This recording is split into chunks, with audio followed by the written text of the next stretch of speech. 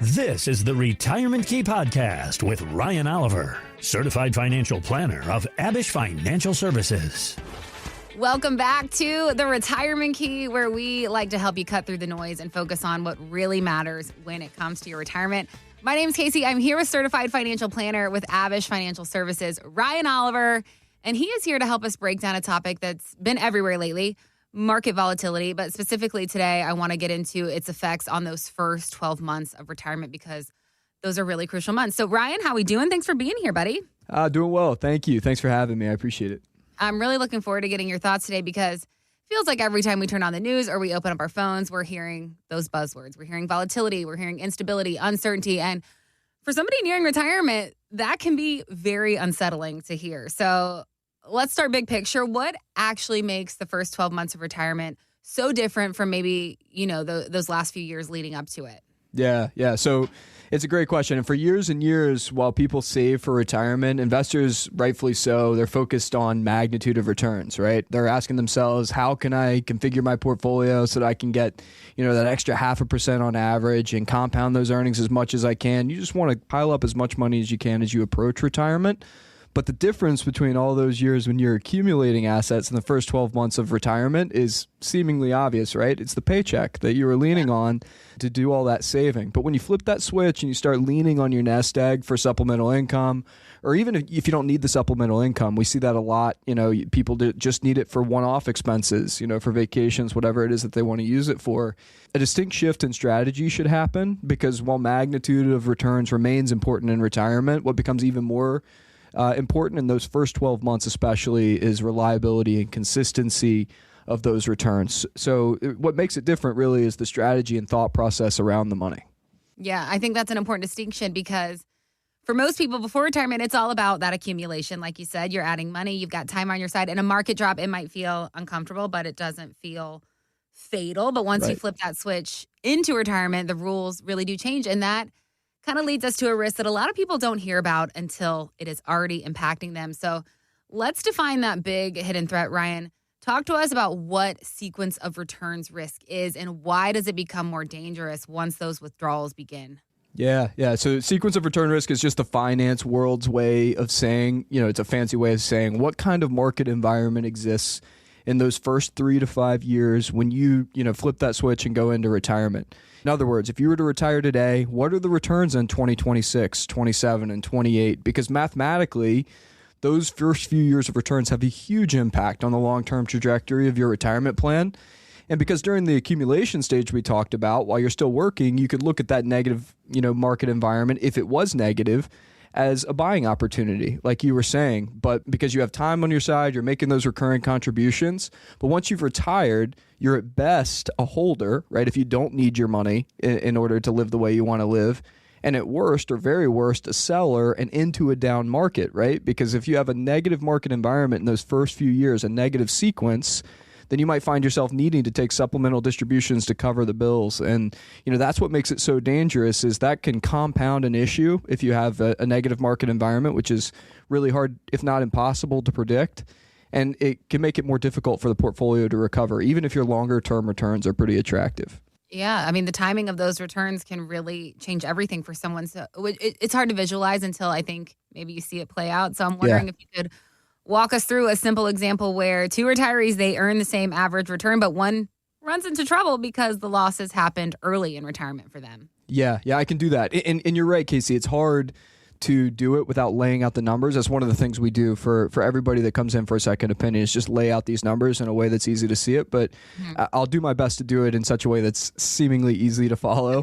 But first, what I'll say is it's a great question because one of the primary issues in our industry is all the time, when someone comes in and wants to evaluate an investment for their portfolio, one of the first questions that I get, or one of the first pieces of information that's requested from me and is requested from a lot of advisors is, well, what's the track record of the investment? What is the long-term average return? Like what kind of returns did they get over the last 15 years?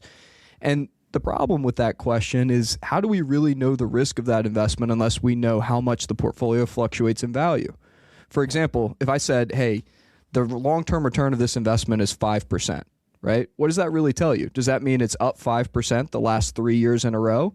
Does that mean it's been up 30, down 20, up whatever averages out to 5? Without knowing the volatility, how do we really know the risk profile of that investment? And you can see that most commonly played out with the S&P 500. So the S&P 500, people look at it and they say, well, the long-term average return is a little over 10% per year. But the S&P 500 also has periods where it fluctuates in value a lot, right? So let's just, to get to your example, let's say we have a retiree that's considering, pulling the plug and starting to live off of that nest egg, and not necessarily living off of the wages anymore, and they want to start living it up and doing the things they want to do. Well, let's also say it's December of 1999, and that's normally, right, where people say, stop, Ryan, I know you're cherry picking those numbers, but that's another problem with investing, right? Mm-hmm. Nobody was saying in December of 1999, hey, I've saved up all this money, I'd really like to retire, but maybe I should wait a few years because my base case is that we're going to have a tech bubble bust and then a few years of global conflict that's going to cause down years of down 10, down 13, and down 23, which was what actually played out in 2000, 2001, and 2002. Well, if you have that retiree that maybe saved up $1 million and they need $40,000 out of that portfolio every single year, which is a 4% withdrawal, after those first 3 years of their retirement, 2000, 2001, and 2002, now their 4% withdrawal rate, that same $40,000, represents almost 8% of the portfolio value because they had a negative sequence of returns. Mm-hmm. But if you had this investor, that same investor that chose just a slightly different timing, slightly different sequence, and they retired in 2003, their first few years were up 26%, up 9%, and up 4%. That's a huge difference because those first few years better prepares them, and they're going to see net growth of their portfolio value, net of a 4% withdrawal. And then when it comes down to it, and when 2008 happens, which is a few years later, they're in a much better position to handle that market decline. So neither of those scenarios are something that's completely predictable, but it's just an example of how dangerous sequence can be. And the S&P 500 has been the best place to have your money invested for the last century. So it wasn't necessarily a poor investment, Joyce, just poor timing. Yeah, great example, Ryan. Same average return, totally different outcome for those two people. And that is scary for retirees because they cannot control markets. But what you can control is how your income plan responds to markets, which kind of brings us to something that you talk about a lot when it comes to that first year of retirement, protecting yourself. So protecting yourself during that first year. So talk to us a little bit about some of the best shock absorbers for retirees. What do you prioritize during this time on that front and why? Yeah, so there's different ways to go about this, and it looks a little bit different for every single person that comes in, depending on your tolerance for risk, depending on how much money you need from your portfolio. But for everyone, the most important thing to do, and what just generally as a rule of thumb makes a lot of sense, is that everybody, no matter where you are in that retirement journey, you probably have a need for some dollars that are allocated to safety in the portfolio, some dollars that are allocated to growth, and maybe some opportunistic funds that are given the name aggressive growth. The amount that goes into each category, like I said, is completely personal, and what makes up those categories is also personal, but it depends on how much you need from that portfolio and what timing you need it in. And then ultimately, we have to come to terms with the fact, like you said, that nobody's going to be able to predict the onset or magnitude of these market declines. So what becomes really important is that you have a plan in place for where your dollars come from, where that retirement paycheck comes from in different market environments. If you retire into a time period where the market cooperates, well, then that's when the money should come from those winnings. If you retire into a time period where the market, you just have a negative sequence, something you can't control because it was unpredictable, well, that's why you have safety in the plan so that you don't have to sell stocks when they're down. I like using that phrase shock absorbers because I feel like it takes the pressure off your plan having to be perfect. It's about building a plan that can bend a little bit without completely breaking. And, part of that flexibility shows up in how retirees actually spend money when markets are down. So can you explain to us, if markets are down early in retirement, what should retirees adjust first? And then just as important, what should they avoid doing altogether out of fear? If you take a proactive approach, and this is optimistic on my half, but I think if you take a proactive approach and you make sure that the portfolio is allocated appropriately ahead of time in retirement, you may not need to make drastic adjustments in your spending depending on what the market does. That's the whole purpose of building out a retirement plan, right? You would just need, the adjustment would need to be where the funds are coming from. So I just gave that example. In a negative market environment, you want to be living off of your safe money so that your growth-oriented investments can recover. And in a good market environment, you want to continue to trim from those winnings. Nobody likes to take a call from their advisor where the advisor says, hey, I know you want to take that hard-earned vacation that you worked hard to, save up money for, and you just retired and we're early in retirement. But XYZ thing, crisis du jour, just happened in the market. And so maybe you need to wait a year or, a few months in order to do that. Mm-hmm. Although if you're willing to make those course corrections, obviously the probability of your plan just skyrockets. Mm-hmm. But to the extent that we can, we want to insulate ourselves from having to live on that market schedule. And if we have a disciplined, balanced approach going into retirement, instead of just giving every single dollar that we have the name maximum growth, the likelihood is that you can put yourself in a position where you don't have to make those dramatic adjustments. And when you do, they can be a lot more minor than adjusting, travel or large purchases, vacation plans, that kind of stuff. Do you feel like those fear-driven decisions usually turn out to be the most expensive ones? Absolutely. Yeah. And that's the biggest thing, and whenever people come in and, there's fear that's driving decisions, more money is lost when you react to those things than is lost in any kind of downturn. Human psychology is completely incompatible with investment principles, right? Investing is pretty easy on balance. You just have to buy when things are low and sell when things are high. There's no questions to be asked about that, but it's really difficult to do because you have to buy when you're uncomfortable and sell when you're comfortable with the investment, right? So when people come in and they're nervous, what we have to do is we have to remind them of the plan we have in place and why we do what we do. Diversification could be an overused term in our industry, but part of what that means is that every time I sit down with someone and I look at a portfolio and someone who's retired or approaching retirement, there's a good likelihood that a piece of their portfolio is not performing as well as another piece, right? They have something they're disappointed in. And I always joke, I say, look, if everything was headed in the same direction and you were completely satisfied with every strategy we were implementing, then I'm probably not doing my job because you're probably exposed to some kind of risk, right, that we're not seeing. And the best objective for a retiree, if you're looking to invest in and throughout retirement, is you have a variety of strategies at play, right? We talked about safe money. We talked about aggressive money. And then you turn to the one that's best working in each market environment. And hopefully, if you have enough diversification at play, you always have something that's working, right? It's not going to happen 100% of the time.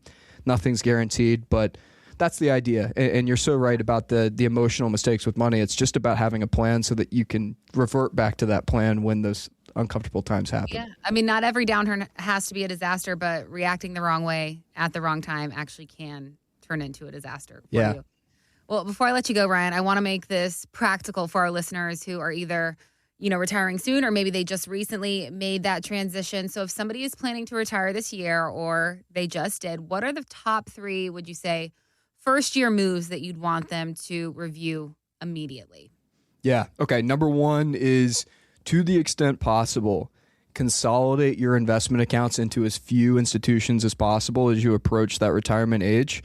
It's really, really difficult to track your overall allocation, performance, and some of the things we're talking about and shifting to the strategies that are best working when your dollars are spread out on several different platforms. And it's extremely important to have a good handle on this, when you're moving into the distribution phase of retirement. Number 2 would be to remember that your time horizon isn't as short as maybe it's perceived to be. Right? All the time I hear, hey, I don't have time to participate in this recovery, but it kind of helps avoid taking, it helps you avoid taking, emotion into the equation when you think practically about this, because people save incrementally for decades as they approach retirement, and then they retire, and most people take distributions incrementally for decades, right? Most people don't make the call and say, hey, I need all my money at one time. Mm-hmm. Most people are taking that money out incrementally. So that extends their time horizon and means that you can follow an approach that still has some growth in it. You just need to have a plan in place. And to that would be my third thing. It's just understand the risk profile and the risk that you're taking on in your portfolio. No one should follow, dangerous rules of thumb, like take your age, subtract it from 100, and that's how much you should have in stocks. You just like you wouldn't go to the doctor and say, hey, an apple a day keeps the doctor away, so I'm not going to schedule my next appointment, right? You wouldn't do that. So in the same way, you wouldn't follow those rules of thumb. It's different for everyone.